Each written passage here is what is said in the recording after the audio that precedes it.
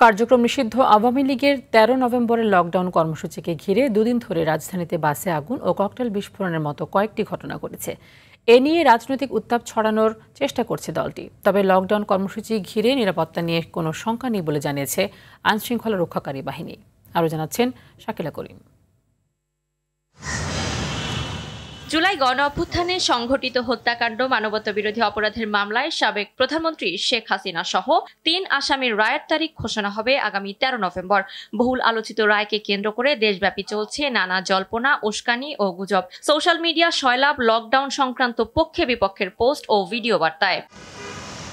পতিত আওয়ামী লীগের পরিকল্পনা ছিল সোমবার থেকে বুধবার প্রধান উপদেষ্টার বাসভবন যমুনার আশপাশ সহ ঢাকায় স্লোগান সংবলিত ১ লাখ বেলুন ওড়ানোর। এমন তথ্য জানতে পেরে গোয়েন্দারা অভিযান চালিয়ে সন্দেহভাজন ২৫ জনকে গ্রেপ্তার করে। কার্যক্রম নিষিদ্ধ একটি দল এবং তাদের সংগঠনের নামে বিভিন্ন কর্মসূচি ঘোষণা করা হয়েছে। আইন শৃঙ্খলা পরিস্থিতি অবনতি করার জন্য ঢাকার বিভিন্ন স্থানে ১ লক্ষ গ্যাস বেলুন উড়ানোর পরিকল্পনা করেছিল এবং তাদের যে সেই পরিকল্পনাটা আমরা নস্যাৎ করে দিয়েছি। এর বাইরে অনেকগুলো ঘটনা আমরা কিন্তু নস্যাৎ করতেও সক্ষম হয়েছি। এদিকে একের পর এক ককটেল বিস্ফোরণ, বাসে অগ্নিসংযোগের ঘটনায় ভয় ও নিরাপত্তা শঙ্কায় ভুগতে শুরু করেছে রাজধানীবাসী।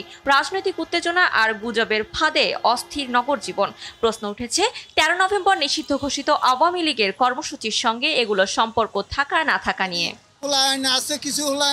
মনে করেন টাকা পয়সা খাইয়া এই মানুষের ক্ষতি করে না, এটি কারা করবো? এটি করলে আওয়ামী লীগের হলো আইন আর কারা করবো? কি করবো, আমাদের তো জীবনে এমনি মায়া নাই। রাত্রে বাস চাপায়া ঘুমাই, যদি আগুন দিয়া পরে আলা তাহলে তো আমরা যদি মরে যাই। কিছু কিছু মরে তো পুলিশ নেই, আগুন দিয়ে নামে গেল, আমরা তো খেয়াল করি না।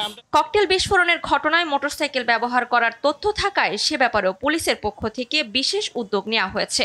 অনলাইন প্রচারণা সমাজে অস্থিরতা তৈরি করতে পারে, তাই বাড়ানো হয়েছে গোয়েন্দা নজরদারি। ঊর্ধ্বতন কর্মকর্তাদের থেকে আমাদের এইটাই বেশি অভিযানের মধ্যে নিয়ে আসতে বলা হয়েছে, সেটা হচ্ছে মোটরসাইকেল হচ্ছে দ্রুতগতির যানবাহন, যে কোনো জায়গা থেকে হয়তো কোনো একটা ক্রাইম করে দ্রুত চলে যেতে পারে। সেই জন্য আমরা মোটরসাইকেলের উপর আমরা প্রাধান্য দিচ্ছি।